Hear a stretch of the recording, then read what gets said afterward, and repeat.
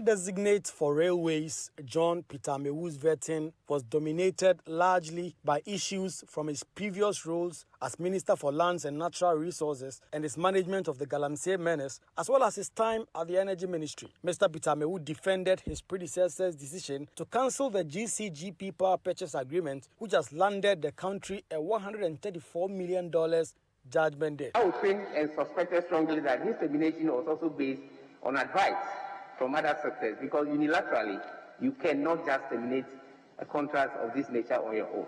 So he may also have gotten advice based on, when I was a minister, was to ask for withdrawals of excavators from mining sites. And at that period, about 500 excavators were withdrawn from the mining sites, but they were not seized. On his part, Minister Designate for Works and Housing, Francis Asenso-Boakye, hinted of the introduction of a new rent act, which will ensure landlords do not charge beyond 1 year rent advance. So there has been an extensive consultation, and there is a widespread view that we should extend the 6 months advance to 1 year. He's also Asenso-Boakye is reiterating President Akufo-Addo's commitment to complete it.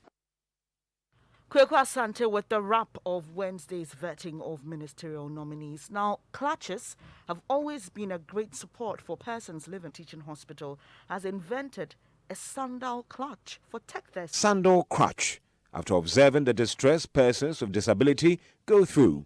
The senior clinical engineering manager at Konfanoche Teaching Hospital says the sandal crutch will help the physically challenged to carry out their normal duties without difficulty. The sandal is attached with a rope and a woodwork which is supported with a metal strip to hold it tight. This will strengthen the leg, making the movement easy. And to support people with weak bones, the second crutch provides support around the knee level between the knee and the thigh. According to the engineer, this is the first of its kind. Those with irregular leg problem, that is one leg being bigger than the other, when they are walking, it's either they bend down, hold the knee and put in place, or they go by crutches. This provides support around the knee level, between the knee and the thigh. It goes with this walking stick. With this, entering into a car is a bit easy. Climbing of stairs is very easy, and also going about your normal duties in your house is also very easy. Reporter for JoyNews, Kwesi Deborah.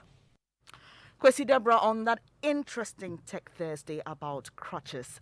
Now, Amnesty International is condemning what it describes as an invasion of the safe space for the homosexuals. The action of security agencies raised serious concerns if members were not using the facility for illegal acts. We'll hear from him shortly, but here's Fred Smith with details of how has been the subject of controversy on mainstream and social media for days after photos of an LGBT fundraiser event there popped up on Sunday. It has, among others, beds, sofas and gay magazines.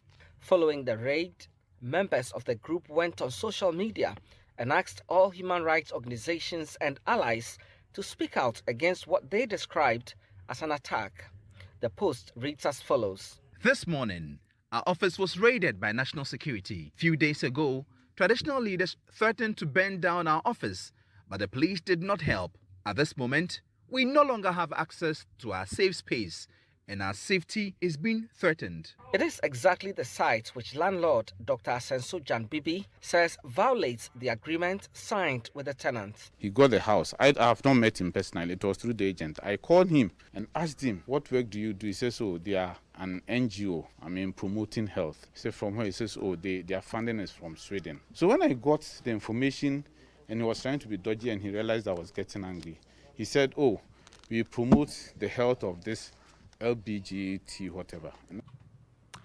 Fred Smith with that report. Let's now hear from Amnesty International Country Director Frank Doi. The circumstances under which the facility was invaded is what we consider to be a clear violation of the very laws that we all seek to uphold. But Amnesty International, as a human rights organization, does not endorse or support any act of criminality. But then, when the rights of individuals are clearly violated, then that becomes a serious issue of concern. Act Acting Country Director for Amnesty International, Frank Doi, ending this edition of Joy News at 6. Thank you for choosing